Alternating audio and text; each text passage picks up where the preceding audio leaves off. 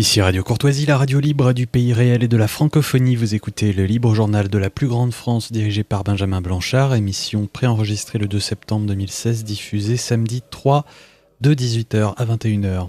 Elle est rediffusée dimanche 4 septembre dans la nuit de 2h à 5h, dans la matinée de 7h30 à 10h30, puis à la demande sur le site internet de Radio Courtoisie. Ce Libre Journal est réalisé par Sandrine. Exceptionnellement, vous ne pourrez pas intervenir au cours de cette émission, mais vos lettres seront les bienvenues. Notez bien notre adresse, Radio Courtoisie, 61 boulevard Murat, 75 016, Paris. Chers auditeurs de Radio Courtoisie, bonsoir. Vous écoutez la deuxième partie du Libre Journal de la plus grande France. Vous venez de passer la première partie en compagnie de Benjamin Blanchard et cette deuxième partie est dirigée par moi-même, c'est-à-dire Charlotte Dornelas. Je suis ravie de vous retrouver. Malheureusement, vous ne pourrez pas intervenir pendant l'émission puisqu'elle est préenregistrée. Vous pourrez en revanche envoyer vos messages, évidemment que nous lirons avec attention. Si toutefois vous avez des commentaires ou même des questions à poser à nos invités. Ce soir, le titre de l'émission, c'est Birmanie, la lutte du peuple Karenni. Et nous recevrons Olivier Frère-Jacques, qui est le président de l'association Village Karenni, qui va nous rejoindre d'ici quelques minutes. Et j'ai en face de moi Armand, qui est membre de l'association depuis son commencement et qui connaît très bien la région. Armand, bonsoir. Bonsoir. Alors déjà, avant de commencer à parler de l'association elle-même et de votre œuvre sur le terrain, puisque vous êtes celui qui passait le plus de temps, je crois, sur le terrain, je voudrais vous poser une question. Je pense que pour beaucoup d'auditeurs de Radio Courtoisie, Karen résonne dans les esprits. En revanche, Karenni, on ne sait pas forcément, et les auditeurs qui savent me pardonneront de poser la question, mais est-ce que vous pouvez déjà commencer par nous expliquer un peu, par rapport à la Birmanie, ce que c'est que le peuple Karenni et quelle est la différence entre le peuple Karenni et le peuple Karen dont on a peut-être plus entendu parler? Alors par peuple Karenni, nous entendons les habitants de l'État Karenni, donc qui est l'un des 7 États de la Birmanie, qui est divisé en 7 régions et 7 États. Enfin, on va revenir là-dessus plus tard, je pense. Donc c'est le plus petit État de Birmanie et qui est frontalier avec donc l'État Karen qui est juste au sud, la Thaïlande à l'est, l'État Karen encore à l'ouest et l'État Shan au nord. Voilà, après le peuple Karenni, peuple Karen, la différence, ce sont donc deux peuples qui vivent dans 2 États voisins. Sinon, c'est 2 peuples extrêmement similaires. Hein. On peut dire qu'ils sont cousins. Ils parlent une langue qui est quasiment la même. On appelle même les Karenni les Karen rouges. Voilà. Et alors les Karen rouges, pour quelle raison? Il y a une raison particulière? La raison particulière, c'est leurs habits traditionnels, enfin l'habit traditionnel d'une des ethnies de l'État Karenni, car on compte 6 ethnies majoritaires dans l'État Karenni, et je crois qu'il y en a même 8 en tout, peut-être même un peu plus. Ça va être compliqué. Mais disons oui, c'est à cause de leur habit. Hein. Puis en fait, vu que les Karen sont plus connus, les gens les appellent les Karen rouges. Et alors, vous expliquez la division de la Birmanie. Quelle est aujourd'hui un peu la situation justement par rapport à une époque où même beaucoup de Français, en fait, je crois, allaient rejoindre les Karen. Quelle est la situation aujourd'hui pour la Birmanie en général et du coup pour ces populations en particulier? Alors donc, comme on le disait, la Birmanie est donc divisée en 7 régions, 7 États. Donc les 7 régions constituent en fait la plaine centrale de Birmanie qui abrite les 2 tiers, je crois, de la population birmane, et donc majoritairement d'ethnie Bamar, donc qui est l'ethnie birmane, donc qui peuple ces 7 régions, donc c'est les régions des plaines. Et dans le pourtour, nous avons donc 7 États qui sont donc en majorité des États de montagne, et eux peuplés des ethnies dites minoritaires, et qui sont donc en fait en conflit avec l'armée gouvernementale birmane pour leur autonomie. Et du coup, c'est effectivement, quand vous dites la lutte du peuple Karenni, ils luttent. Quelles sont leurs revendications et en quoi, du coup, on peut parler de lutte?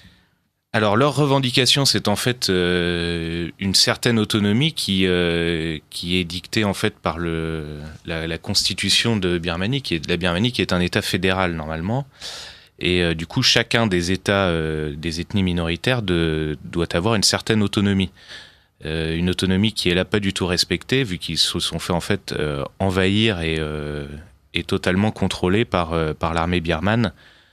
Suite à la guerre qui a démarré en 1947, donc suite à l'indépendance de la Birmanie, qui était une colonie britannique. Et donc il y a une armée de guérilla qui est constituée, ainsi qu'un parti politique, qui n'est donc pas reconnu officiellement par le gouvernement birman, mais avec lequel le gouvernement birman traite. Il traite d'ailleurs actuellement avec eux, étant donné qu'il y a une conférence, qui s'appelle la conférence de Panglong, qui a lieu en ce moment qui est censé aboutir à un accord de paix.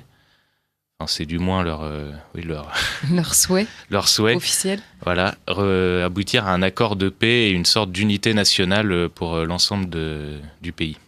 Et alors il y a donc des gens qui se battent. Et quel est le regard de la population, alors plutôt civile, sur cette guerre un peu sans fin du coup, en tout cas cette lutte? Alors la population, on peut dire qu'elle est d'abord extrêmement lassée de cette situation. On compte énormément de réfugiés Karen et Karenni de l'autre côté de la frontière, donc en Thaïlande. Les gens ceux qui sont restés sur place et ceux qui commencent à revenir ont toujours très peur que le conflit reprenne, parce qu'il y a eu un cessez-le-feu en 2012. Oublié de le dire. Donc ils ont extrêmement peur que le conflit reprenne, mais à la fois ils sont, disons que pour eux, les armées de guérilla représentent un avenir plus brillant que les armées d'occupation du gouvernement birman. Donc il y a malgré tout, et malgré la poursuite de l'opposition, il y a un soutien à l'armée irrégulière, on va dire. Mais... Oui, voilà, oui, il y a un soutien réel.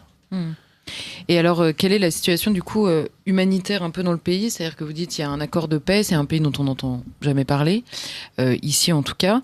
Est-ce qu'il y a une présence des instances internationales? Si oui, lesquelles? Est-ce qu'il y a des pays qui sont investis un peu dans le pays? Alors sur un plan politique et diplomatique, si c'est une question sur laquelle vous vous êtes penché, et sinon surtout sur le plan humanitaire. Alors sur le plan diplomatique, donc il y a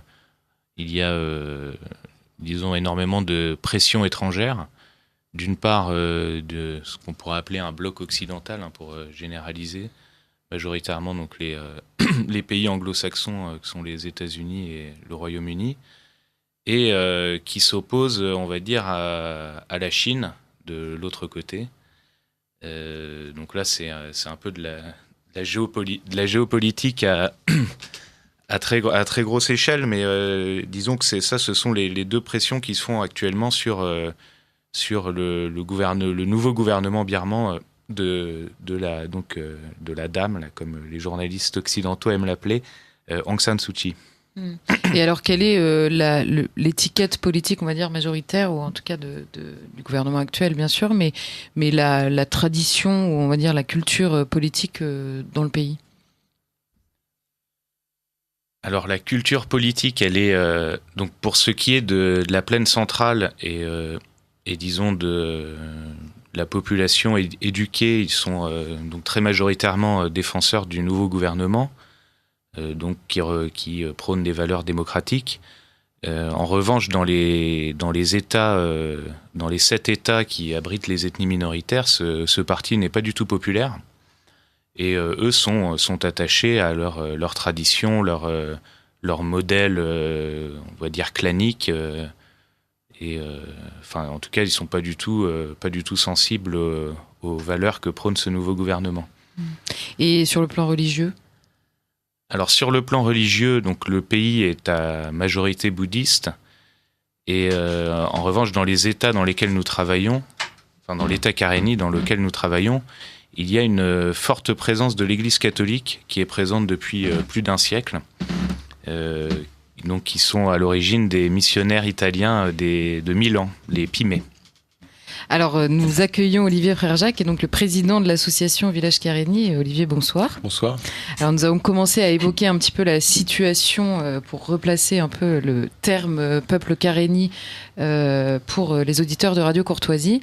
Alors, on va parler peut-être un peu plus de l'association, quitte à revenir après sur la situation de la Birmanie et du peuple Karénie. Alors, comment est née l'idée de cette association déjà, puisqu'on était en train d'évoquer la situation, disant que précisément on n'en entendait jamais parler, que c'est un peu le bout du monde dont on ne sait rien. Comment cette idée est née ? Alors là, je vous laisserai répondre à l'envi l'un et l'autre. Comment cette idée est née et pourquoi et qu'est-ce que vous y faites ? Là, je vais essayer de répondre à Armand parce que c'était lui qui était à l'origine de l'association. Alors Armand. Alors l'idée de l'association, en fait, c'est avec certains amis qui sont membres de l'association et qui sont présents dans la région sud-est asiatique. Nous avons côtoyé le peuple karen à plusieurs reprises. Nous avons été amenés à le côtoyer suite à divers voyages et diverses activités dans la région. Et lorsque le cessez-le-feu a eu lieu en 2012, nous nous sommes dit c'est le moment d'agir efficacement. D'une part, car il y a une urgence humanitaire suite à la situation de pauvreté du pays, et d'autre part, vu qu'il y a un mouvement d'ouverture de la Birmanie à l'Occident, donc au mouvement, disons, de l'époque moderne, un danger aussi pour ces peuples, un danger de perte de leur identité. Et alors, concrètement, les besoins humanitaires, parce que vous parlez de la pauvreté et de l'urgence humanitaire, et elle se traduit comment, en fait, dans les besoins, très concrètement ? Alors, il y a différents besoins. On a plusieurs axes de travail. Il y a un besoin par rapport à la scolarisation des enfants, pour pouvoir permettre aux pensionnats d'accueillir un maximum d'élèves et de pouvoir les nourrir, parce qu'il y a quand même un problème. Il y a un problème qui est très basique, qui est celui de la faim. Il y a tout un axe qui est aussi par rapport au développement agricole, parce que l'idée, c'est de permettre au peuple karéni d'avoir son autonomie, et donc de pouvoir produire lui-même sa nourriture, et donc de réimplantation de cultures dans les villages, notamment dans les zones les plus éloignées. Et enfin, il y a un axe plus exceptionnel dont on a dû se servir l'été dernier, qui est plus un axe d'urgence, donc en cas de pénurie grave, si jamais un jour il y a un tremblement de terre ou une catastrophe naturelle. Et là, cet été, c'était les rats qui sont attaqués aux récoltes, et du coup, on a envoyé du riz dans les villages, ce qui n'est pas la vocation première de l'association, mais ce qu'on peut se permettre de faire pour venir en aide quand il y a vraiment un besoin urgent. Alors vous parlez effectivement des conditions aussi climatiques. Alors là c'est une question un peu plus, on va voyager un petit peu.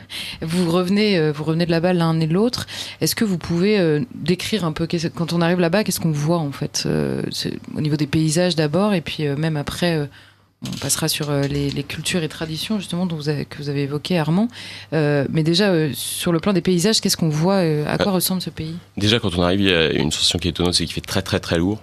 Surtout que là, on était, pour ma part, j'y suis arrivé en août, et c'est vraiment un climat très lourd. Moi, ça me dérange pas trop, mais ça peut incommoder des personnes. C'est un climat de pluie, donc c'était la saison des pluies, donc on a eu des belles pluies qui durent 1 heure intensément, mais après c'est que par coup d'1 heure, donc c'était pas très gênant. Il y a l'endroit, on arrive à Rangoon, donc il y a la capitale, mais nous ce qui nous intéresse du coup c'est Loiko, qui est la capitale de l'État Kaya où vivent les Karéni. Loiko, c'est une capitale de 11 000 habitants, donc ça reste quand même une petite ville. C'est une ville, je dirais, l'architecture est un peu bordélique, on pourrait dire, parce que c'est, pour le dire joliment, ça reste c'est assez rudimentaire. Anarchique. Oui, anarchique, voilà, on dirait. Anarchique, et sinon, autour de cette petite capitale, donc énormément de petits villages qui sont sous contrôle parfois de la guérilla ou sous contrôle de l'État birman. et des paysages de jungle en fait très très verts, mais ça c'est la spécificité de la saison pendant laquelle je m'y suis rendu, alors que Armand qui y allait d'autres fois a vu des paysages peut-être plus désertiques. Ah oui, en saison sèche, là, la dernière saison sèche, donc qui précède la saison des pluies, c'était carrément désertique. Ils ont eu d'ailleurs des problèmes de ravitaillement de certains villages en eau potable. Et alors, ça va être une question un peu plus personnelle, mais Armand, ça fait longtemps que vous allez là-bas. Qu'est-ce qui vous a séduit en fait là-bas au point non seulement d'y retourner, bon ça peut être effectivement, c'est juste sympathique d'aller là-bas, mais au point de vous y engager auprès de la population? Alors, ce qui m'a séduit, il y a plusieurs choses. L'aspect pays perdu, c'est un pays dont personne n'a, enfin une région dont peu de personnes ont entendu parler. Je connais quelques personnes évidemment, dont un autre membre de l'association qui était en contact avec les Karenni depuis une dizaine d'années. Je connais aussi une autre personne qui est le journaliste reporter de guerre. Dont vous avez oublié le nom, mais qui vous reviendra. Voilà. Donc pourquoi donc voilà un pays perdu, des paysages magnifiques, des hautes montagnes recouvertes de jungle et peuplé d'un peuple ma foi fort sympathique et fort courageux. Je pense qui peut être un exemple pour les peuples occidentaux. C'est un peuple qui lutte depuis plus de 60 ans maintenant contre un pouvoir qui essaye qui tend à le faire disparaître. Et voilà, cette lutte m'a séduit. On pourrait rajouter aussi le fait qu'il y ait une implantation de l'Église catholique. Donc on trouve dans des petits villages de jungle qui n'ont aucun contact avec la civilisation occidentale depuis plus d'un demi-siècle. On trouve des églises, des gens qui récitent le chapelet. Ça m'a marqué. Et alors vous, Olivier, vous avez rejoint l'association plus tard, vous en êtes devenu le président. Qu'est-ce qui vous a poussé à vous engager, on va dire, dans cette association au point même d'en prendre la présidence et voilà, qu'est-ce qui vous a séduit ou attiré en tout cas chez cette population dans cette cause? En fait, j'ai rencontré Armand en 2015. On a parlé pas mal de l'association parce que j'étais déjà allé en Asie plusieurs fois et c'est vrai que les peuples asiatiques, notamment d'Asie du Sud-Est, m'intéressaient beaucoup. Et également en termes de l'engagement auprès de populations catholiques notamment m'intéressait, mais aussi auprès d'un peuple qui se bat pour continuer d'exister. Je trouve que c'est un défi qui est intéressant et puis c'est vrai que c'est un peuple qui est véritablement un exemple. Puis après, il y a également il y a un aspect spirituel, mais aussi un intérêt aussi dans cette région du monde. J'étais allé précédemment au Laos, au Cambodge ou encore en Malaisie. Et c'est vrai que c'était, notamment au Laos et au Cambodge, c'était des populations que j'avais trouvées vraiment intéressantes. C'est des gens vraiment sympathiques qui sont très respectueux. Et le fait d'aller très loin aussi, d'être dans des endroits où certains n'ont jamais vu d'hommes blancs en fait. On arrive dans des villages et il y a des enfants qui ont peur, ce qui est assez marrant. Et ça, je trouve que c'est vraiment c'est agréable. Et puis de savoir qu'il y a tout à faire en fait, puisqu'il y a rien, il y a des ONG qui sont sur place, mais il n'y a pas d'Européens qui donnent un coup de main sur place. Les locaux n'ont pas forcément envie d'être aidés par des grosses ONG qui idéologiquement en fait n'ont rien compris à la population sur place. Et du coup, je pense qu'il y a vraiment beaucoup de choses à... Non, pas forcément envie de comprendre, mais du coup, il y a beaucoup de choses à faire. Tout est à faire et je trouve que c'est ça qui était intéressant aussi, c'était de partir de pas grand-chose, si ce n'est de l'association qui avait déjà été présente sur place et qui avait déjà fait un travail de sensibilisation, même en France, un peu autour du sujet. Et alors, c'est une question... Oui, Armand, pardon. Non, c'est Marc Charuel, donc le reporter dont je parlais tout à l'heure. Photographe de renom. Voilà. Donc, qui à l'époque a fait, fin des années 70, je crois que c'était un des premiers journalistes étrangers à aller suivre ces conflits. Il a fait un très beau travail mais qui n'a pas abouti finalement à une très très bonne connaissance pour les Français de ces combats. Et donc oui, comme vous le disiez tout à l'heure, il y a quelques Français qui sont à l'époque attachés à la cause Karen et Karenni Et c'est aussi pour ça, je pense que nous sommes motivés pour faire ce travail. Voilà, un peu reprendre le flambeau de ces personnes-là sur un autre type de combat. Et un point important pour les auditeurs, justement, c'est qu'il y a les Karen et les Karenni. Généralement, on ne connaît ni l'un ni l'autre, mais la plupart du temps, on connaît ceux qui connaissent les Karen, et les Karenni ne sont pas les mêmes que les Karen. Donc, c'est deux états bien distincts, et parce que souvent les gens confondent les deux. Et alors, moi, j'ai une question peut-être un peu indiscrète, mais effectivement, quand on entendait parler du peuple Karen, ou quand on entend nos aînés parler du peuple Karen, on entend souvent qu'ils étaient partis se battre avec le peuple Karen.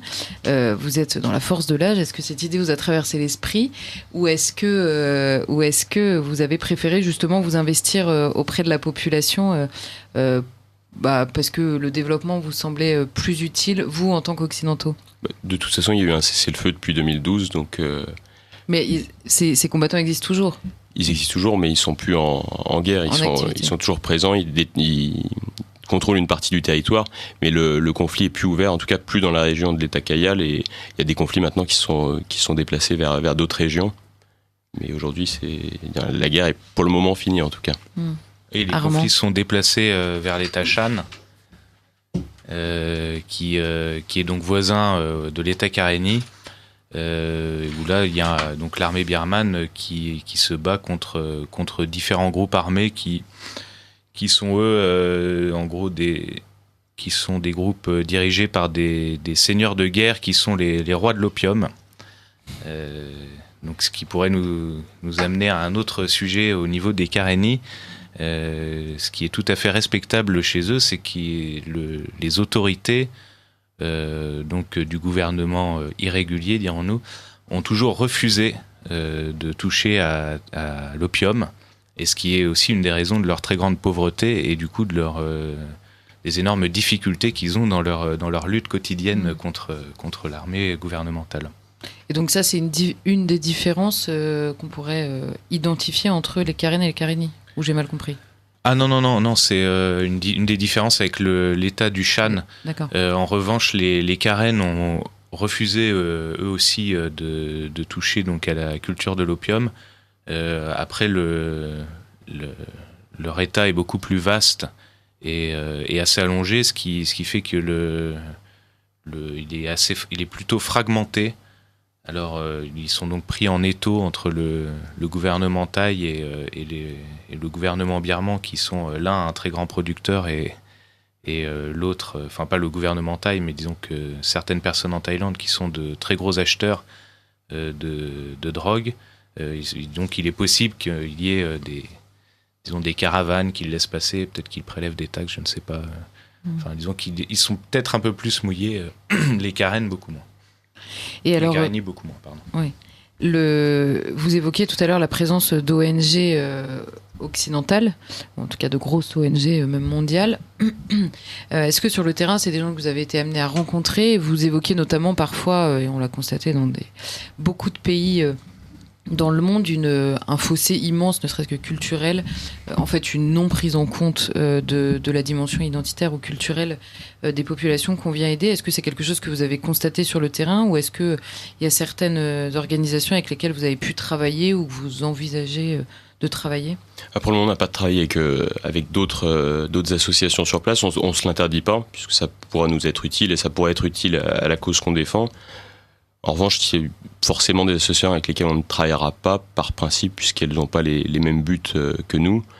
On a croisé deux, trois personnes, des gens de jésuites for refugees, qui doit vouloir dire jésuites pour les réfugiés, mais qui n'avaient pas l'air d'être tout à fait sur la même ligne que nous. Mais de toute façon, on essaie d'avoir des contacts sympathiques avec tout le monde. Mais on les croise peu, et comme je vous disais, à l'OICO dans la capitale, les responsables d'ONG viennent occasionnellement, mais ne restent pas sur place en fait. Et ils n'ont pas l'intention apparemment de s'installer, sinon ils l'auraient déjà fait depuis quelques années. Armand. Alors en fait, une majorité de l'aide humanitaire s'est en fait concentrée sur les camps en Thaïlande, les camps de réfugiés. Parce que d'une part, la Birmanie jusqu'à avant 2012 était plutôt fermée, Et l'État Carénie était une zone interdite aux étrangers. Donc maintenant, une bonne partie de l'État s'est ouverte aux étrangers. On peut donc s'y rendre avec un visa touriste. Mais donc oui, une majeure partie du travail de ces grosses ONG est concentrée sur les camps de réfugiés. Nous, ce n'est pas du tout notre but d'apporter de l'aide dans ces camps, parce qu'on considère que déjà, ils reçoivent beaucoup d'aide. Et d'autre part, ces camps sont en fait des mouroirs. Ils attirent énormément de Carénies qui vont là-bas en pensant trouver un avenir meilleur, peut-être une expatriation vers les États-Unis ou l'Australie, où il y a déjà beaucoup de Carénies qui sont partis. Et du coup, ça contribue à détruire leur peuple, en fait. Et du coup, j'imagine qu'il dit camp de réfugiés dit aussi la présence des services pour les réfugiés de l'ONU notamment, qui n'a pas forcément une politique de garder les gens dans leur pays, c'est-à-dire de parfois céder aux envies de départ. Est-ce que c'est quelque chose aussi que vous avez pu constater, ou alors est-ce qu'il y a malgré tout une volonté dans ces camps-là de faire revenir les gens sur leur terre d'origine ? Les gens avec qui on a travaillé, notamment une personne qui travaille beaucoup avec nous sur place, on a plutôt le sentiment avec eux, même complètement avec certains, c'est qu'ils ont vraiment envie de rester chez eux, qu'ils ont envie de conserver leur terre, leur identité. Après, évidemment, ceux qui partent, c'est qu'ils en ont envie. Mais globalement, la population n'est pas en fuite, quoi. Là, les gens ont envie de rester chez eux, parce qu'en plus, ils n'imaginent pas vivre ailleurs. Je pense que c'est pas une idée qui leur passe par la tête, encore à plus forte raison dans les villages où il n'y a pas forcément la télévision, des moyens de communication, donc ils n'ont pas forcément ils sont pas forcément imaginé ce qu'il y avait, le monde qui les entourait en fait. Mais majoritairement, même on a rencontré quelqu'un qui nous parlait de ceux qui partaient, et il en parlait avec un peu de honte pour eux en fait, parce que c'est ceux qui ont quitté le navire, alors que en plus, aujourd'hui, il y aurait moins de raisons de quitter, puisque on est plutôt dans une phase économique positive, même si la situation reste quand même bien, ça reste quand même un état très pauvre. Mais je pense que c'était peut-être plus légitime avant 2012, avant le cessez-le-feu. Et quel est l'accueil ? Alors, vous nous disiez tout à l'heure que dans certains villages, les enfants prenaient peur en vous voyant, parce qu'ils n'avaient jamais vu de blanc de leur vie. Quel est l'accueil qu'on vous fait, et quelle est la connaissance peut-être de la France, ou le regard que ces gens-là posent, alors peut-être plus largement sur l'Europe, je ne sais pas s'il y a une connaissance de la France en tant que telle, mais... Ça leur parle pas trop. Paris, ça leur parle un peu, mais sinon c'est plus l'Occident. Oui, les équipes de foot, ils sont passionnés par le foot, ils regardent tout. Et ils connaissent des équipes même de seconde zone française. On a vu un curé qui connaissait l'équipe d'Auxerre en France, que moi-même j'ai du mal à situer. Mais... C'est dans Lyon. Ouais. Ah non, Auxerre je vois, mais l'équipe de... Et non, ils connaissent pas très bien la France. À mon avis, ils nous voient surtout comme, je pense, des Occidentaux en fait. Tout simplement des Occidentaux. Mais ils ont pas une grande connaissance, je pense, de ce qu'est la France. Mais ils sont très flattés quand on vient les voir. Ils nous invitent, notamment on est allé à une fête patriote qui s'appelle la fête du Deiku, il me semble. Et dans ces cas-là, on est invités dans les maisons et les gens voulaient nous inviter chez eux. Donc on vient, on mange, ils sortent la bouteille de whisky qu'on est obligé de finir parce que sinon c'est mal poli. Et c'est très mauvais, en plus c'est du whisky thaï qu'ils estiment être un produit de grande qualité, mais qui en fait est infect et qu'on doit couper avec de l'eau. Donc quand on fait une maison, après une deuxième, et puis après la troisième, ça commence à être un peu pénible. Ouais. C'était une journée sur les nombreuses autres journées de labeur. Mais ça faisait partie de la mission aussi, c'est rencontrer les gens, et comme ils sont très heureux de nous accueillir, du coup les hommes, on s'assoit tous par terre sur une terrasse, et ils apportent à manger par terre, tout le monde mange dans les mêmes plats, plus ou moins avec des doigts ou avec des cuillères, mais c'est très sympathique. Les femmes viennent nous servir. C'est ça qui vous a plu, en fait. Je crois que c'est ce qui a plu à Armand, oui, mais c'était très, très agréable. Oui. Et alors, question peut-être idiote, mais quelle langue vous parlez avec eux ? Alors, on parle anglais. Moi, j'avais fréquenté beaucoup les Karen, j'avais un peu appris leur langue. Puis ensuite, quand je suis arrivé chez les Carénies, du coup, j'étais un peu lassé. J'ai pas eu le courage d'apprendre. Alors, on connaît quelques mots, les mots d'usage, bonjour, merci, allez manger. Mais non, sinon on parle anglais. En fait, on a des organisations sur place avec lesquelles on travaille. C'était aussi notre volonté de ne pas créer de doublons, de ne pas déstabiliser les équilibres sociaux. Donc on travaille avec des réseaux de personnes et des petites organisations locales, donc déjà existantes. Et du coup, on a des traducteurs, des responsables de ces organisations avec qui on travaille. Il y a beaucoup de gens qui ne parlent pas anglais du tout. Donc si on va dans un restaurant ou bien des tout petits restaurants et qu'on veut quelque chose, il faut vraiment montrer avec le doigt, par exemple, parce qu'ils comprennent pas forcément.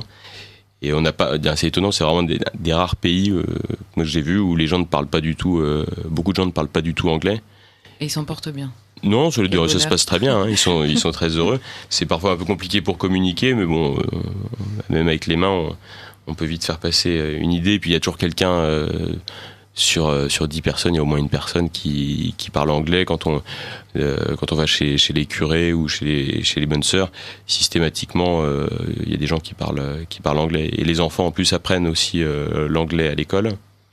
Ils ont un rythme scolaire d'ailleurs très, très soutenu et ils apprennent l'anglais. Donc eux, ce sera une génération qui saura parler anglais.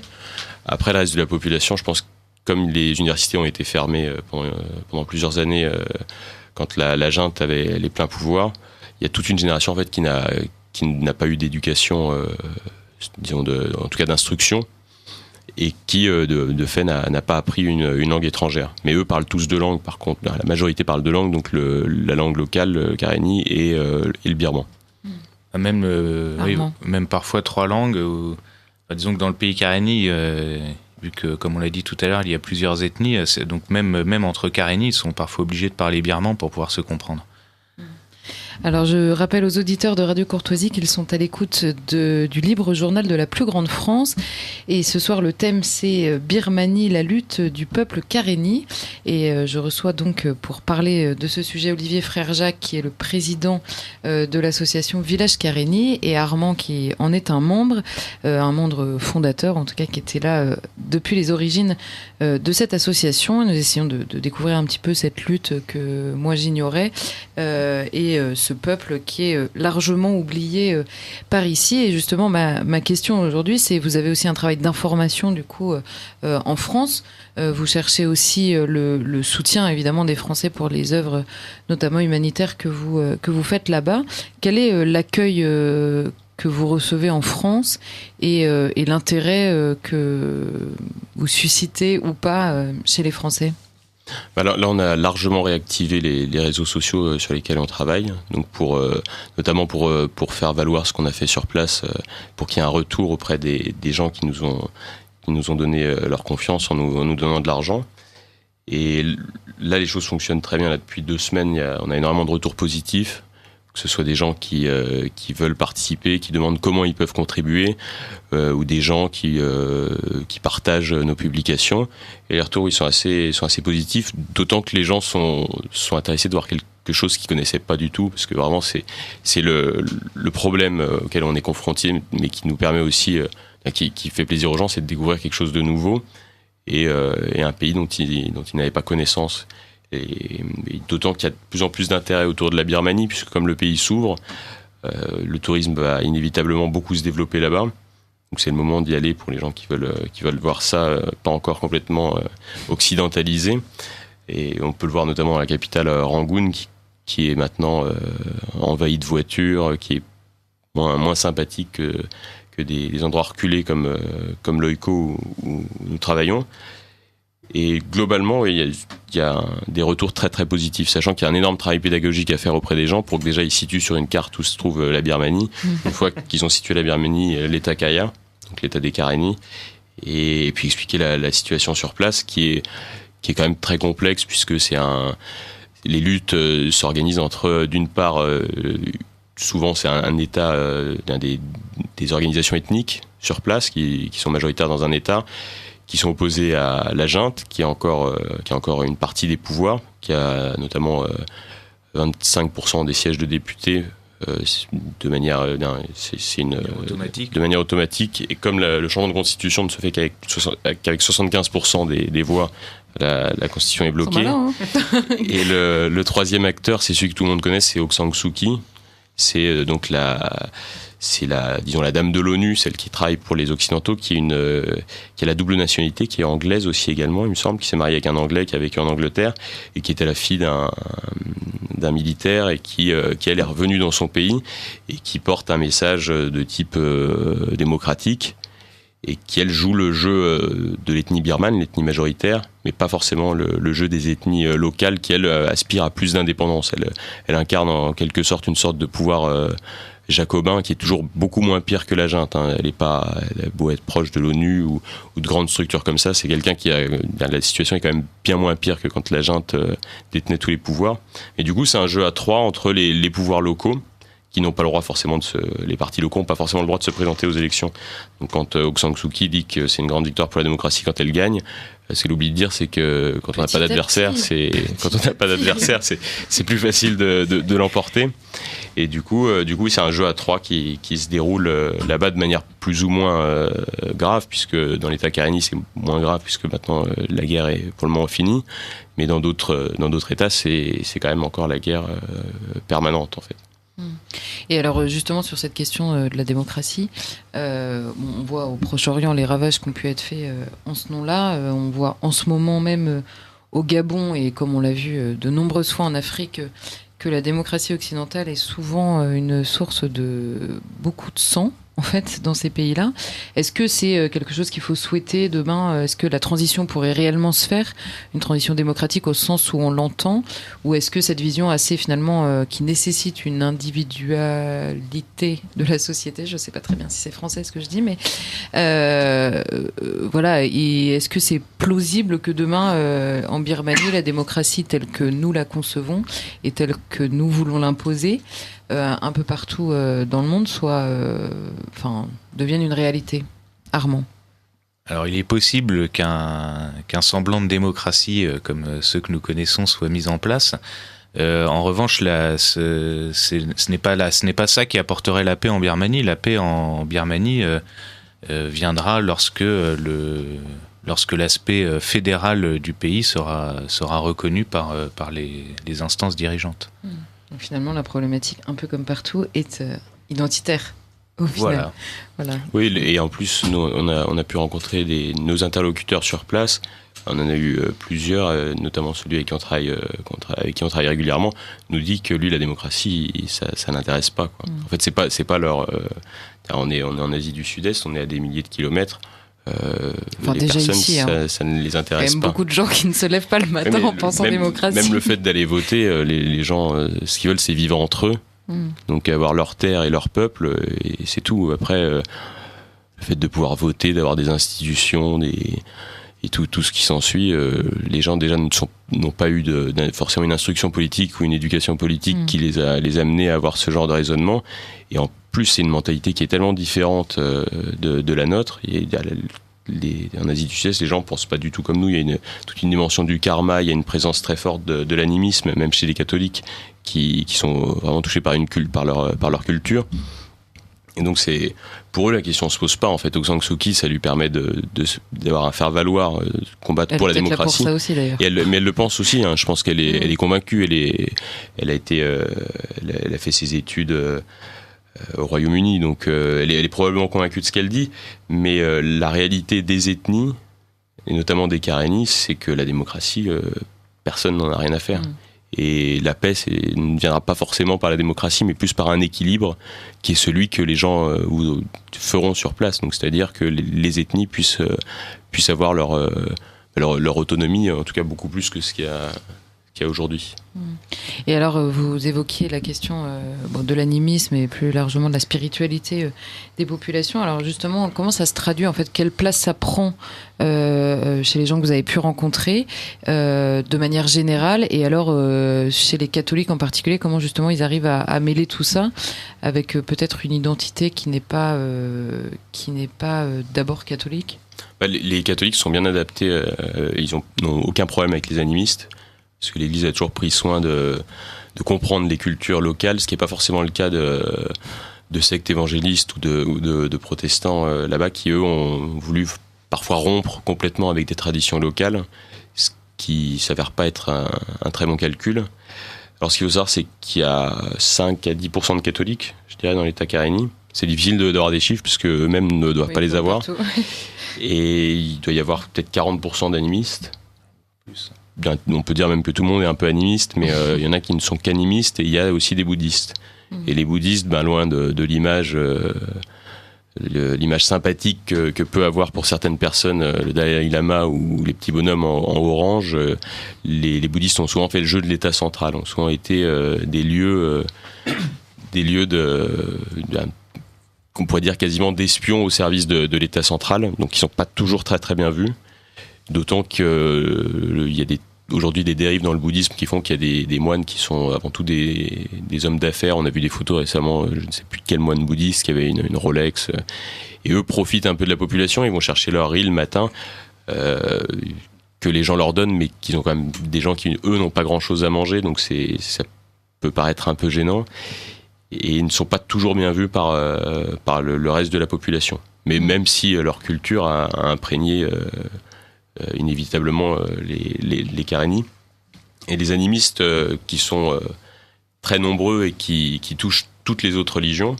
Il y a une minorité aussi musulmane, mais qui est vraiment très très faible. Je crois qu'il y a une mosquée à Leuco. Et on les reconnaît, ils ont une barbe, tout simplement. Comme c'est original.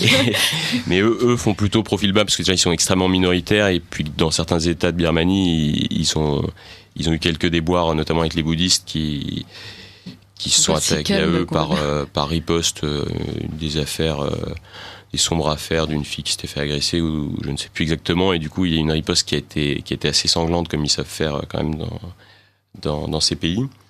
Et du coup les musulmans font plutôt profil bas, donc ils sont pas vraiment dans le jeu. C'est vraiment une minorité un peu à part.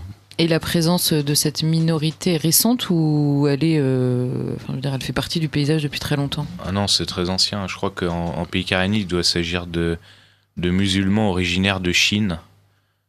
Ouïghours. Voilà, de Ouïghours, qui ont dû arriver là par la route de la soie. Oui, donc c'est ancien, c'est pas le ancien phénomène. Non. Non, mais je pense pas qu'on puisse dire que ce soit qu'il y a un problème d'islam.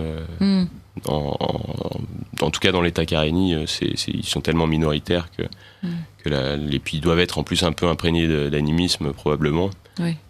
Il y a une identité qui prend. Oui, on voit des choses originales. Par exemple, si vous prenez une bière avec un animiste, il y en a qui renversent de la bière dans le fond de leur verre et qui la jettent par terre pour nourrir les esprits autour de la table. Ce qui est un peu du gâchis, mais bon, on est invité, on va pas se plaindre. Hein. Il faut savoir avant d'arriver quand même, pour éviter de penser que tout le monde est fou. Un des faits remarquables des animistes, sont ces totems que les Carénies dressent dans leur village chaque année, qu'ils appellent le Ketobo. En fait, ils vont couper un arbre assez grand, qui fait parfois plus de 10 mètres de haut, hein, voire bien plus, et donc qu'ils taillent et qu'ils dressent dans le village. Donc quand vous arrivez dans des villages assez anciens, il y a parfois une quinzaine de totems. Alors après, il y en a qui tombent parce qu'ils pourrissent, et du coup là les anciens se réunissent et puis ils essayent de voir les présages que cela signifie. Et il y a notamment une anecdote, donc avant les grandes offensives de l'armée birmane dans les années 90.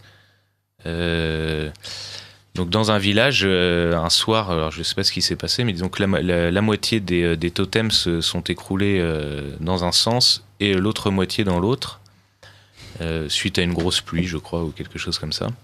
Donc les anciens se sont réunis et ils n'arrivaient pas à voir quel était ce présage. Et quelques mois après, une énorme offensive de l'armée birmane, donc c'était en 95, chasse tous les habitants de toute cette région, donc qui est la vallée de la Salween, donc c'est la région est de l'État Carénie. Donc les chasse de cette zone pour lutter contre la guérilla. Donc la moitié du village s'est vue dispersée donc dans les camps de réfugiés en Thaïlande, et l'autre moitié dans les camps de réfugiés internes. Et du coup, ils ont découvert le présage après coup. Et alors ça, ces histoires de totems, c'est vous l'observez dans tous les villages, que peu importe la religion par ailleurs ou... Alors on l'observe dans dans les villages qui sont plutôt dans les zones reculées. Les villages de la plaine qui sont autour de la capitale, donc Loïko, ont tendance à être plus birmanisés. Et du coup, le phénomène s'observe moins, même si en fait ils vont tous aller célébrer, mais peut-être que du coup ceux qui sont proches de la capitale vont aller célébrer cette fête annuelle dans la capitale, tandis que dans les villages, on va dire que c'est plus authentique. Et alors, quelle est la place du coup de l'Église catholique ? À quoi elle ressemble en fait ? Qui sont les prêtres ? Ou vous parliez tout à l'heure de religieuses. Est-ce que ce sont des occidentaux, des missionnaires qui sont partis là-bas ? Quelle est l'ancienneté de la présence de l'Église catholique et surtout comment elle travaille en fait sur place et auprès de qui ? Alors c'est des missionnaires italiens qui sont venus dans le pays Carénie il y a un peu plus de 100 ans. Et il me semble un peu plus de 100 ans, c'est ça ? Oui, c'était à la fin du 19e siècle. Et donc qui ont prêché la bonne nouvelle, dirons-nous. Et il y a des sœurs qui sont les sœurs de la charité. Et il n'y a pas de frères, il n'y a pas de moines. Je ne saurais pas trop l'expliquer, mais peut-être qu'une autre fois j'aurai la réponse et je vous le dirai. Et il y a pas mal de prêtres quand même par rapport à la population catholique. En termes de nombre, c'est assez dynamique. Nous, on est en contact avec l'évêque de Loïko. Donc, parce que Loïko est l'État Kaya est un diocèse qui est très réceptif à notre travail sur place, et on est surtout en contact avec le curé qui s'occupe de la cathédrale et qui est directeur du pensionnat. Et qui est aussi des gens très très sympathiques, qu'on voit vraiment qu'ils ont la foi. C'est une maison de prêtres, il doit être 4-5 prêtres sur place, qui sont très dynamiques, qui font du sport avec les jeunes, qui sont très ouverts d'esprit, qui connaissent beaucoup de choses. Eux, pour le coup, sont extrêmement instruits et connaissent plutôt bien l'Occident. Le curé en question était venu en France, et avec l'évêque également était passé. L'évêché, c'est un bâtiment qui fait grand, mais par exemple le bureau de l'évêque doit faire 8 mètres carrés maximum, avec plein de cadres partout, mais c'est pas le faste quand même. Et l'église donc s'organise comme ça, avec des sœurs, et beaucoup de sœurs quand même, et pas mal de curés. Et je pense c'est un travail qui marche assez bien, et puis le fait qu'ils aient des pensionnats, ça peut permettre aussi à des gens de venir à la foi grâce à ça. Il y a 9 congrégations à Loïko. Donc 9 congrégations dans la capitale. La plupart donc abritent des petits pensionnats ou orphelinats. Donc nous travaillons avec 2 pensionnats et donc 2 orphelinats, plus un orphelinat civil qui est tenu par des Carénies, par des laïcs, on va dire. Et donc donc ces orphelinats qui abritent donc des enfants qui sont des enfants de la région, de familles de paysans très pauvres, qui peuvent parfois pas s'en occuper, du coup qui les confient aux prêtres, afin qu'ils soient nourris et instruits. Alors bien, en fait, ils sont instruits dans ces pensionnats le matin et le soir, sachant qu'ils doivent tous aller à l'école gouvernementale qui est obligatoire, qui est, elle, dépendante du gouvernement birman. Donc ils ont une éducation parallèle en fait. Voilà, ouais. Donc ils se lèvent à 5h, c'est très... Ils se lèvent tôt, mais il faut savoir aussi qu'ils se couchent tôt, parce qu'il fait nuit très tôt. Oui, il fait nuit très tôt, faute d'un grand développement des réseaux électriques dans la ville. Bien que, alors ça c'est une des injustices, on va dire, qui les motive à lutter. Il y a un énorme barrage hydroélectrique au sud de la capitale de l'État Carénie, qui doit fournir quasiment plus d'un tiers, je crois, de l'électricité de Rangoon, qui est la capitale historique. Ils disent souvent, pour rigoler, en revanche, le pays Carénie est le plus gros consommateur de bougies de toute la Birmanie. Ah oui. Ça ne profite pas directement aux locaux. Non. Et alors, votre association fait appel à des volontaires il y a des Français qui peuvent partir. Enfin, vous avez dit tout à l'heure qu'ils pouvaient partir avec vous. Alors, est-ce qu'il y en a qui sont déjà partis ? Et sur place, en fait, quand vous êtes là-bas, qu'est-ce que vous faites très concrètement, en plus d'aller à la rencontre des gens et d'informer et de dire ce qu'est le pays Carénie, quels sont les projets que vous avez et si les auditeurs étaient séduits par vos récits, comment il est possible de vous soutenir sur un projet en particulier Alors, le travail que nous faisons, donc on travaille toujours à développer un maximum notre réseau avec les petites organisations locales. Donc nous finançons ces 2 pensionnats et orphelinats pour que les enfants soient scolarisés. Donc là, c'est du financement direct en fait. Du coup, après, il y a tout un travail que nous faisons de continuer de garder le contact, de connaître les pensionnaires, un travail social, on va dire. Et ensuite, tout l'autre axe de l'association, qui est le développement agricole dans les zones reculées. Donc là, c'est plus un travail de logistique et d'enquête, on va dire, pour arriver à optimiser un maximum notre action. Donc qui se fait sous la forme d'apport en semences agricoles, en outillage agricole et en petites machines. Et donc là, il y a tout un travail qui est fait avec les chefs de village pour voir à qui on va déverser telle aide et de quoi ont-ils besoin, et tel autre village de quoi ont-ils besoin, afin de ne pas gaspiller déjà, et aussi de ne pas créer de jalousie ou de conflits internes. Et alors, vous avez pu, du coup, déjà permettre le développement de la culture agricole. Enfin, vous avez déjà des résultats, on va dire, visibles sur le terrain ?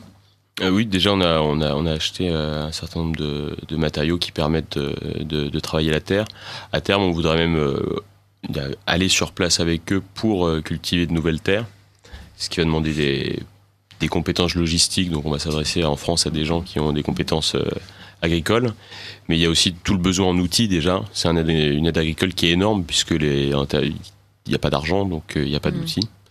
Et rien que ça, là, on a acheté pour plusieurs centaines de dollars d'outils agricoles. Et rien que ça permet d'avoir un rendement bien bien plus élevé, puisque pour la plupart d'entre eux, ils n'ont rien. Il y a des gens qui ne peuvent pas travailler parce qu'ils n'ont pas d'outils de travail. Oui, ça leur permet de défricher. En fait, c'est donc des villages qui ont été rasés en 95, et les premiers Carénies à y être revenus sont revenus aux alentours de l'année 2000. Et donc nous, on s'y était rendu en 2012. On s'est rendu là-bas en 2014, donc afin de tourner un petit film qui est visible sur notre site internet. Alors, donnez le site internet, les plans. Le site internet www.village, donc comme un village, le petit tiré du 6, et Carénie, KARE2NI.com. Donc voilà, donc on a fait ce petit reportage déjà qui va permettre peut-être aux auditeurs qui le regardent de mettre des images sur ce qu'on a pu expliquer. Et donc là, depuis que nous sommes allés voir ces villages, nous continuons à garder le contact avec eux. On voit une réelle évolution. Quand on y était allé en 2014, la plupart des villages n'étaient constitués que d'hommes. Ils avaient laissé leurs femmes soit dans les camps de réfugiés, pour ceux qui venaient des camps de réfugiés, soit dans la capitale ou dans les autres villes alentours. Et là, donc, quand nous sommes revenus en 2014, comme nous sommes revenus après 2014, il y avait déjà certaines familles qui s'étaient réunies. Les maisons commençaient à se développer. Au début, ils vivaient dans des petites huttes en bambou minuscules. Certains ont commencé à construire des maisons plus grandes en bois. Et puis les terrains agricoles qui s'étendent. Et du coup, un de nos objectifs maintenant, c'est d'y réimplanter le buffle d'eau domestique. Vous développez des compétences incroyables. Non, mais à savoir qu'en fait, quand les villages ont été détruits, les maisons ont été rasées, les réserves de riz détruites, donc les habitants ont dû fuir. C'était un véritable traumatisme. Certains qui voulaient pas fuir se sont fait tuer. Enfin voilà, c'était très violent. Et le bétail a été dispersé. Du coup, c'est une région où il y a énormément de buffles sauvages. Et ils sont redevenus sauvages à l'occasion. Voilà, qui sont ensauvagés. Et les autorités Karenni, afin de ne pas créer d'injustice, alors là c'est assez marrant et on voit qu'ils fonctionnent vraiment comme un peuple uni. Les autorités ont dit qu'ils ne toucheraient pas aux buffles sauvages tant que le grand retour n'aura pas été effectué, afin de les redistribuer équitablement suivant les villages. Alors donc nous sommes tout à fait d'accord avec ce mode de fonctionnement. Cependant, on va essayer d'en réimplanter, donc en les achetant et en les amenant dans ces zones, d'en réimplanter pour les personnes qui sont déjà revenues. Ça pourrait leur être d'une grande aide, sachant que l'emploi de machines là-bas est compliqué, vu que ce sont des zones très difficiles au niveau du ravitaillement. Certaines sont accessibles qu'à pied, plusieurs jours de marche à pied. Donc, et ils gardent une connaissance de comment se servir de ces buffles d'eau. Parce que vous mettez un buffle d'eau demain entre les mains, je ne saurais pas très bien comment m'en servir. C'est une connaissance qu'ils ont gardée. Ouais, c'est comme le vélo. Hein. Ah oui, ça dans le sang. Il y a pas à mon avis, il y aura aucun souci. Et puis il doit toujours y avoir des gens qui ont les compétences. Donc ça, à mon avis, ça ne posera aucun problème. Non, ils savent. Le savoir s'est transmis, d'autant que c'est déjà beaucoup d'autres villages, donc dans des zones plus accessibles, l'utilisent. Donc ça, c'est pas du tout un problème. Et ce sont des cultures de quoi ? Qu'est-ce qu'ils cultivent ? Alors, dans ces montagnes, c'est donc, du riz donc en terre sèche, à flanc de colline. Donc on sème le riz, ça a un faible rendement, mais ça permet de récupérer donc, des récoltes rapidement. Certaines zones qui sont situées dans des fonds de vallée, donc dans certains villages, ils ont commencé il y a 2 ans à installer des rizières. La culture du riz en rizière qui a un rendement beaucoup plus important. Après, ils ont donc dans tous les villages, ils ont des petites zones maraîchères avec des arbres fruitiers, des bananiers, manguiers, des jacquiers. Et sinon, ils cultivent l'arachide, la cacahuète ou d'autres produits similaires, le sésame aussi. Voilà, donc après c'est majoritairement pour leur consommation personnelle. Ensuite, si les cultures s'étendent, dans ce cas-là, ce sera revendu sur les marchés adjacents, soit en Thaïlande, soit en Birmanie. Sachant qu'ils mangent vraiment énormément de riz, ils en mangent aussi au petit déjeuner. C'est vraiment On sent un traumatisme. Non, moi ça m'a beaucoup plu. Je trouve en plus ils cuisinent assez bien et ils mangent vraiment, c'est vraiment la nourriture principale.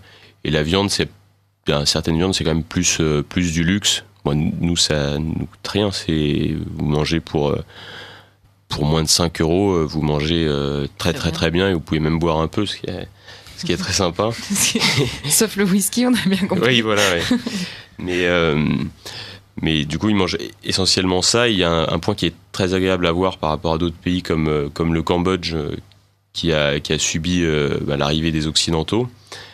C'est que par exemple ils mangent pas des chips tout le temps. Vous allez au Cambodge, les enfants ont les dents complètement pourries parce qu'ils mangent des sucreries, tous les produits extrêmement néfastes qu'ont ramené les Américains.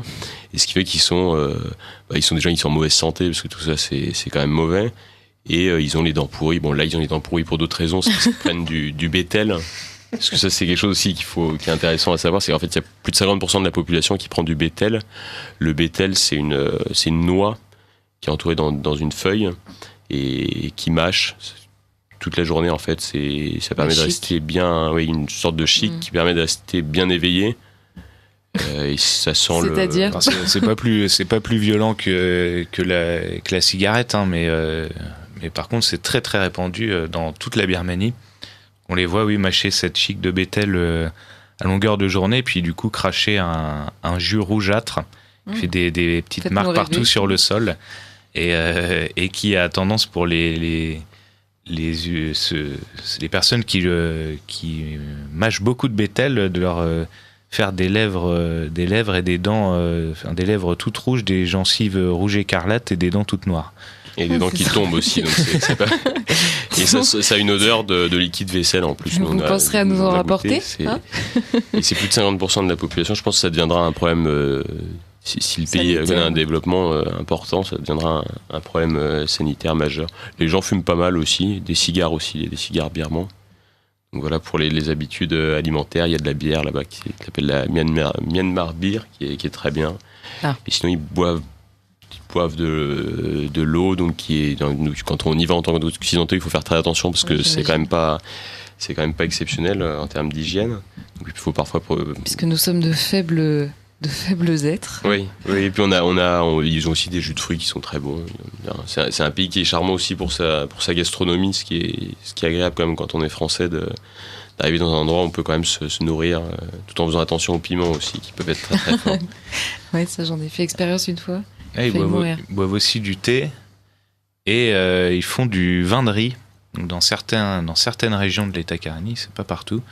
Et certaines régions, on a le privilège d'avoir le droit au vin de riz lorsqu'on vient visiter les villages. Donc c'est du vin qui est cuit, mélangé à des herbes aromatiques et laissé à fermenter pendant, je crois, parfois plus de 1 ou 2 mois, parfois plus, dans une jarre. Et ensuite, donc, ils servent cette jarre donc sur la table, enfin non, faite par terre vu qu'on mange par terre. Ils la servent par terre et il verse de l'eau chaude dedans, donc l'eau chaude dilue l'alcool et il plante une paille et on boit la paille, puis on rajoute de l'eau chaude au fur et à mesure. Ça doit être... C'est pas mauvais, hein, c'est un petit goût sucré, et par contre c'est très traître. Oui, c'est ce que j'allais dire, ça doit vite monter à la tête. Je rappelle juste aux auditeurs de Radio Courtoisie que vous écoutez la deuxième partie du Libre Journal de la plus grande France. Vous avez écouté la première partie dirigée par Benjamin Blanchard. Celle-ci est dirigée par Charlotte Dornelas, moi-même donc. Et nous parlons ce soir de la Birmanie et plus exactement de la lutte du peuple Karéni.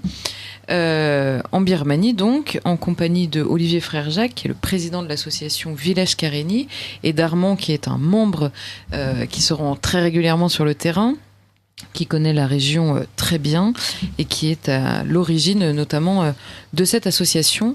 Et alors se pose la question aussi pour moi de quel avenir on peut espérer en fait pour le peuple Karéni. Alors sur différents sujets, politiquement comment ça évolue, on l'a un petit peu évoqué avec notamment les questions de démocratie ou non pour l'avenir du pays. Également le retour, j'aimerais que vous précisiez, en fait vous dites après 95, voilà, les gens ont commencé à rentrer, quelle proportion en fait est rentrée aujourd'hui? Est-ce qu'on peut imaginer que d'autres rentreront ou est-ce que il y a une vraie incertitude sur ceux qui sont encore aujourd'hui dans les camps de réfugiés? L'avenir aussi peut-être économique que vous avez déjà évoqué. Qu'est-ce qu'on peut espérer en fait? Vous avez déjà vu des différences, vous Armand, vous disiez entre les premières fois où vous y avez été et aujourd'hui. Est-ce que vous imaginez un développement rapide?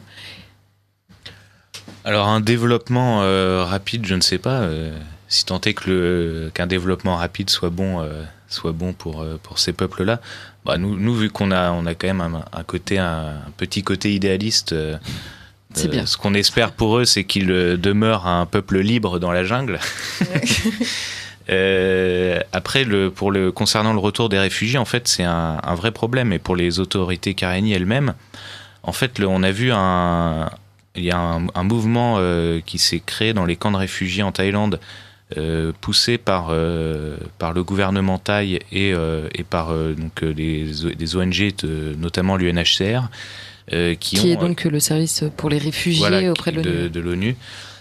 Qui ont commencé à vouloir pousser au rapatriement de l'ensemble des réfugiés des camps de réfugiés, sachant que les autorités Karéni, elles, ils sont totalement opposés, même s'ils ne sont pas contre des initiatives personnelles, comme les villages dont nous parlions tout à l'heure, qui sont en fait des gens qui sont venus d'eux-mêmes, et voire même pour certains avant le cessez-le-feu, donc très courageusement, ils sont retournés dans leur village, bien que c'était des zones interdites à la population par l'armée birmane qui avait le droit de tirer à vue. Donc ils sont quand même revenus défricher la jungle et petit à petit commencer à récolter parce qu'ils nous ont dit on ne pouvait pas vivre ailleurs que sur nos terres. Alors donc ça c'était des initiatives personnelles, mais là donc les autorités Karéni sont totalement contre un rapatriement massif actuellement, vu qu'il y a encore une très grosse présence de l'armée birmane dans ces zones qui ont de multiples camps militaires Et du coup, si toute la population revient, l'armée birmane peut les reprendre en otage et faire pression sur les autorités karenni en leur disant bah voilà, si vous respectez pas nos lois, nos règles, nous on recommence le même coup qu'en 95. Donc c'est un vrai risque. Enfin, oui, c'est un véritable risque. La seule présence de l'armée birmane en fait. Oui, c'est un véritable risque et le retrait donc de ces troupes d'occupation était l'une des conditions pour la signature d'un traité de paix. Et pour l'instant, ce point-là a été totalement occulté. Et du coup, le cessez-le-feu est toujours en place, mais c'est un statu quo. Les hostilités peuvent reprendre d'ici quelques mois. Puisqu'en ce moment, il y a des négociations en Birmanie avec tous les chefs d'État, enfin les représentants ethniques des États, en fait, qui ne sont pas forcément des gens élus, mais qui finalement seraient élus s'ils avaient le droit de se présenter, puisqu'ils sont largement majoritaires. Et en ce moment, sont en train de négocier pour justement essayer d'aller vers une paix dans l'ensemble du territoire, mais ce qui est loin d'être gagné, puisqu'on peut suivre un peu, notamment grâce aux réseaux sociaux, les gens qui sont sur place, de différentes organisations, notamment des Karen qu'on peut suivre aussi, pas forcément que des Karenni, qui suivent pas mal tout ça, et ça avance pas très très bien. Donc à court terme, la situation va pas s'arranger. À moyen terme, c'est possible. Après, qu'est-ce qu'on peut espérer pour eux ? Comme disait Armand, on peut être assez idéaliste et espérer qu'ils vont pouvoir préserver leur culture et continuer à vivre ensemble, de pas être... Mot-clé. Oui, à vivre ensemble, mais à vivre ensemble entre eux. Et on peut que leur souhaiter ça. Et en tout cas, c'est un peuple qui a les ressources morales pour se défendre, puisque, comme disait Armand, il y en a plusieurs qui sont revenus alors même qu'ils auraient pu se faire tuer. Et c'est quand même une preuve qu'ils savent que c'est un peuple qui sait qui il est et ce vers quoi il veut aller. Après, il y aura toujours le risque d'avoir des grandes entreprises qui viennent s'installer et qui voudront imposer un mode de vie différent.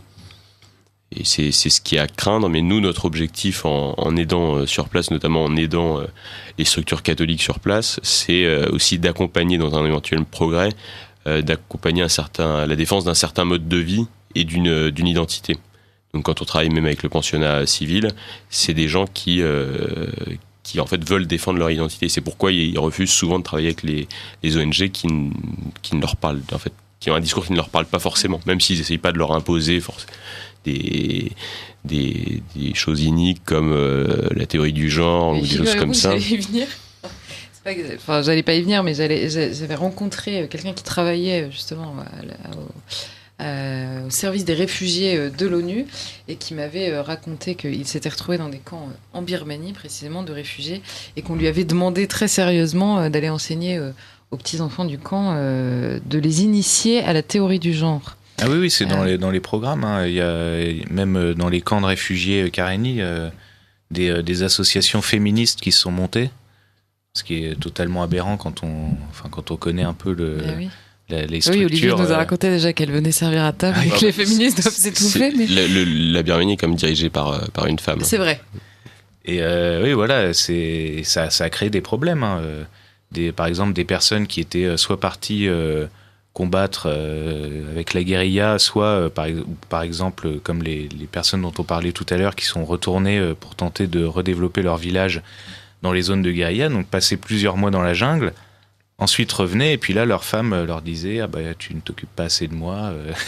Ah oui, la bonne surprise. Voilà, c'est pour le coup ça leur a été mis dans la tête par les ONG, hein, ça c'est clair et net. Après, dans l'État Kaya, chez les Karenni sur leur territoire, je pense qu'ils vont avoir du mal quand même à faire passer un tel message, parce qu'en fait, ça passera pas. Les gens ne sont pas touchés par ça, en fait.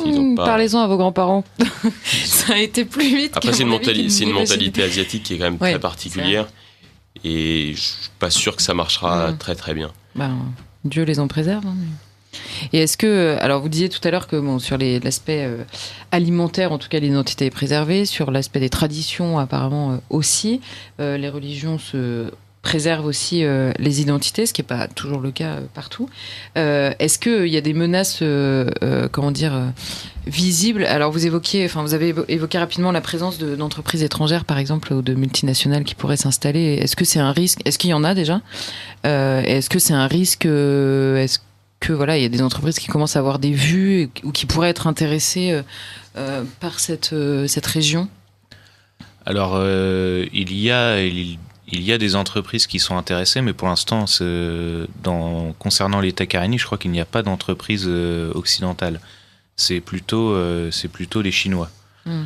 Alors c'est un autre. Ils sont pas beaucoup plus rassurants, autre type de risque. Après, concernant par exemple les ressources naturelles, qui sont les vraies richesses de tous ces États montagnards, les ressources naturelles donc se trouvent dans les montagnes, le bois précieux, les mines d'or, les mines de gemmes.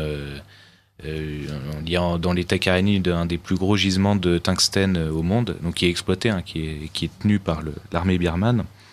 Donc tout ça se trouve dans les montagnes, dans les zones de guérilla. Et du coup, tant que un traité de paix n'est pas signé, elles sont difficilement exploitables. Donc c'est aussi une chance pour eux, parce que ça leur permet de préserver ce patrimoine qui autrement va se ferait ratiboiser. Et qui n'est pas du tout récupéré aujourd'hui par l'armée birmane. Alors si, dans les zones qu'ils contrôlent, ils en récupèrent. Ce qui explique peut-être aussi la longueur des discussions. Oui, voilà. Oui, c'est une des raisons. C'est une des raisons. Puis il y a aussi l'emplacement stratégique. C'est frontalier avec la Thaïlande. Donc il y a des couloirs commerciaux, entre guillemets, qui pourraient être créés. La vallée de la Salween, qui est ce gigantesque fleuve qui traverse la Birmanie, qui est originaire du Tibet, qui traverse le Yunnan, ensuite l'État Shan, donc qui est le plus gros État de Birmanie, puis qui ensuite traverse l'État Karenni du nord au sud. Donc ça aussi, ça pourrait être un axe important. Enfin voilà, toutes ces ressources, et ils le savent d'expérience. Si l'armée birmane contrôle, elle pille, elle prend la main d'œuvre locale en esclavage, donc elle les force à travailler. Des généraux corrompus récupèrent l'argent et puis ensuite, sans penser réellement au développement et à la préservation des peuples autochtones. On voit des traces de ce qui reste notamment du pouvoir qu'a exercé la junte, qui a fait des lois complètement absurdes, il y a eu notamment un général qui prenait ses conseils auprès d'une voyante et qui a supprimé tout un tas de billets de banque parce que c'était des chiffres qui ne correspondaient pas. C'est aussi un général qui a fait, il y a la conduite à droite là-bas, et il y a le volant à droite et la conduite à droite. Donc c'est assez original. Ouais. C'est quand même assez dangereux de circuler. Il avait fait changer le sens de circulation du jour au lendemain après avoir consulté un astrologue. Alors vous dites complètement aberrant pour nos esprits occidentaux, Olivier. Pourquoi pas changer de sens de circulation du jour au lendemain? Ça c'est des petits, c'est des anecdotes. Ils ont également supprimé une loi récemment qui était jusqu'à il y a 3 ans qui interdisait les accidents de la route. Purement et simplement. C'est assez génial. C'est assez pratique. Ça permet peut-être de ne pas avoir d'accident. C'est vrai, ça motive.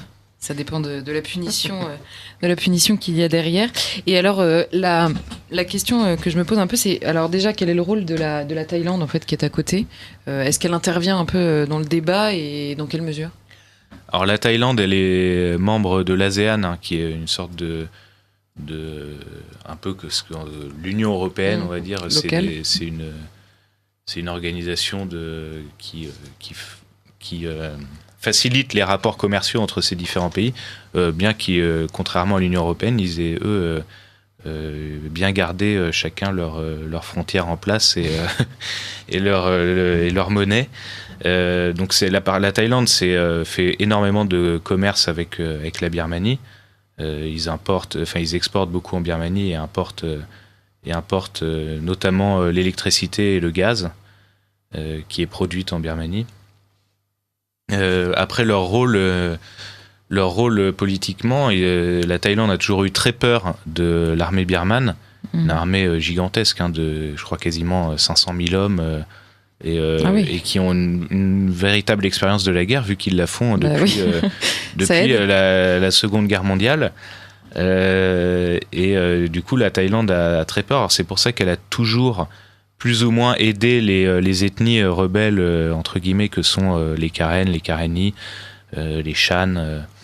Elle les ont assistés, mais pas trop non plus pour pas trop fâcher les Birmans avec qui ils font du commerce. Donc ils ont toujours ce jeu un peu ambigu, nous dirons.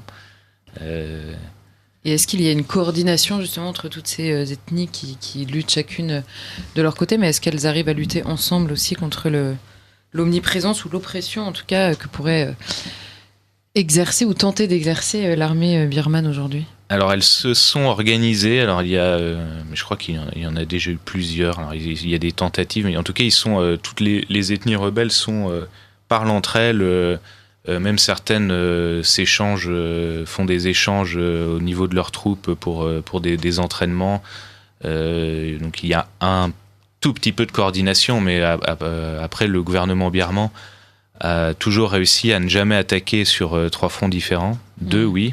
Alors quand ils se battent actuellement dans l'État Shan et dans l'État Kachin, qui sont les 2 États du nord de la Birmanie, et puis quand ils auront réussi à faire un cessez-le-feu avec l'un de ces 2 États, le conflit risque de se reporter dans les territoires plus au sud que sont le territoire Karen ou Karenni. Et alors, est-ce que à l'époque, ou même aujourd'hui, je sais pas, mais à l'époque où ils ont chassé les gens de chez eux, donc où l'armée birmane a eu un comportement assez peu démocratique, on va dire, est-ce que ces ethnies ont reçu du soutien de certains pays, peut-être qui restent fidèles, notamment dans l'aide apportée ou dans le soutien, ne serait-ce que diplomatique ou politique? Est-ce que ces pays-là ont existé au moment où il le fallait et continuent à exister, ou pas du tout, ou c'est des peuples oubliés?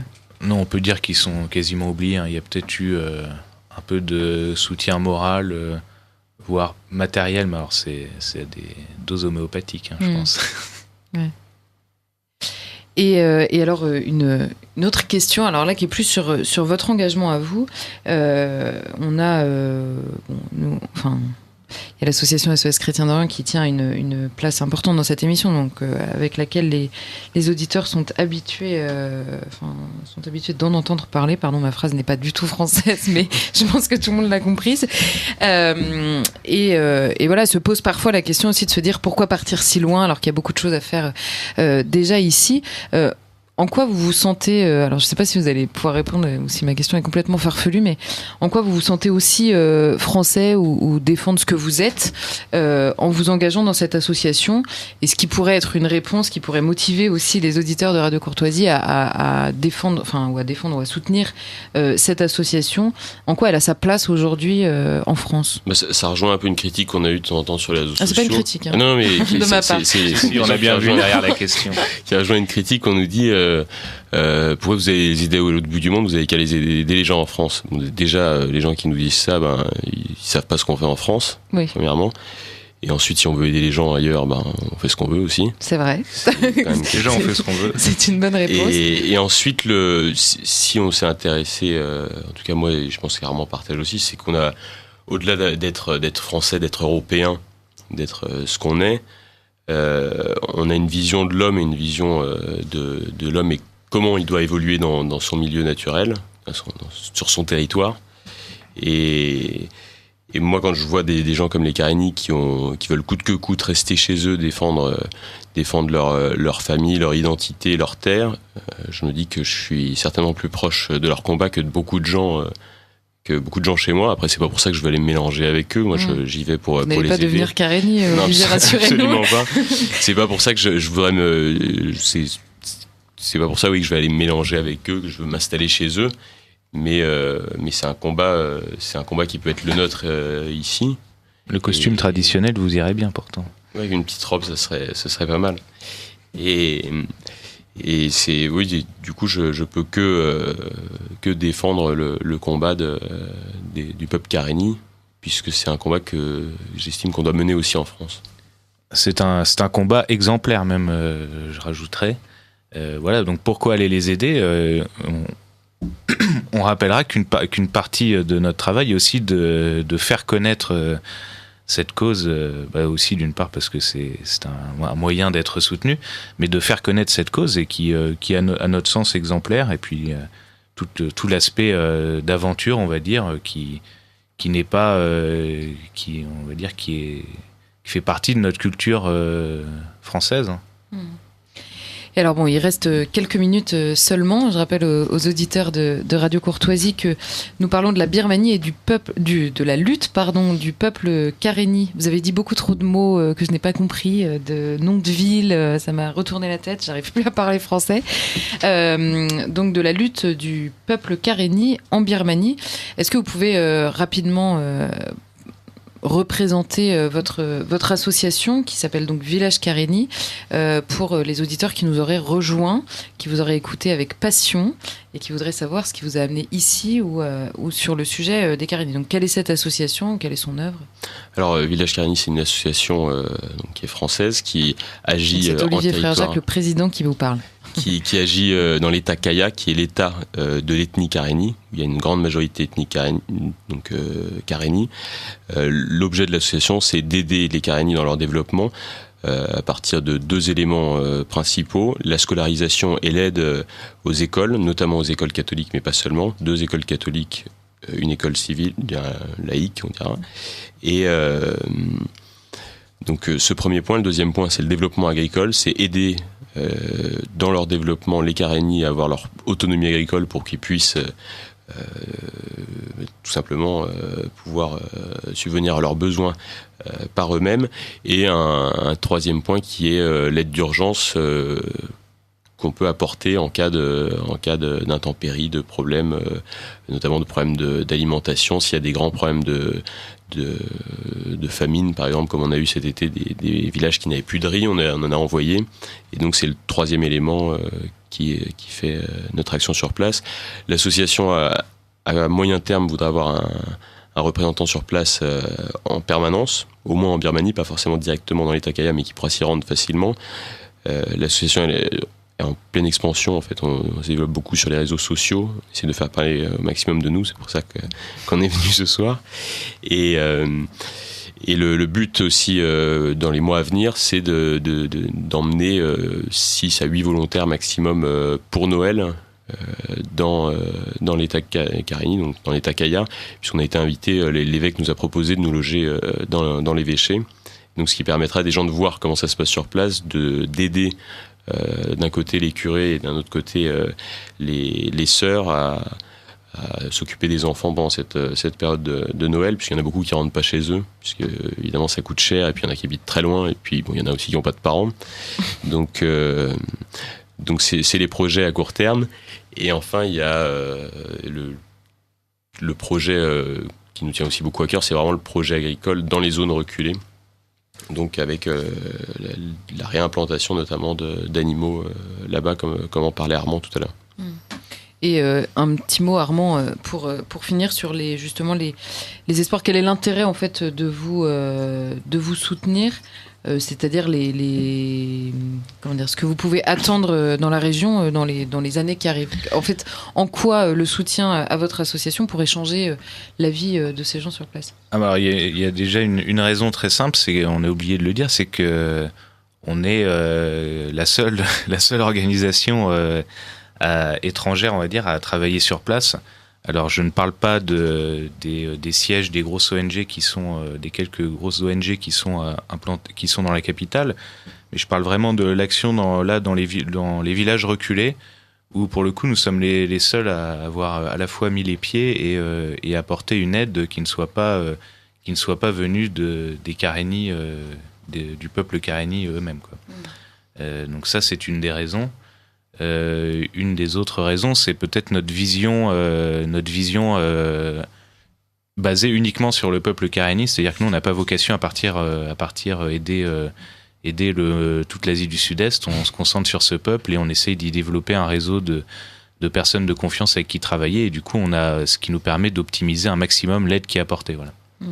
Alors est-ce que vous pouvez juste rappeler comment les auditeurs intéressés pourraient retrouver des informations sur votre association, le site internet notamment? Alors, le site internet www.village-karenni.com, donc où il y a une page actualité où ils peuvent suivre donc nos activités, et aussi après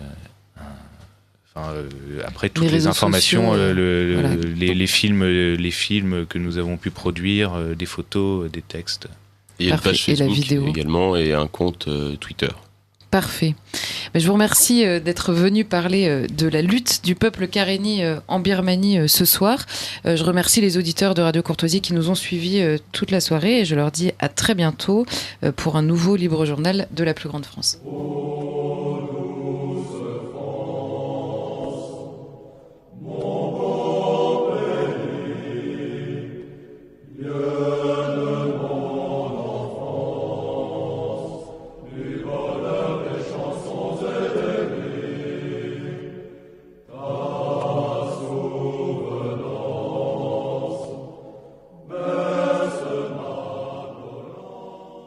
Ici Radio Courtoisie, la radio libre du pays réel et de la francophonie. Vous venez d'entendre le Libre Journal de la plus grande France, dirigé par Benjamin Blanchard, émission préenregistrée le 2 septembre 2016, diffusée samedi 3 septembre de 18h à 21h.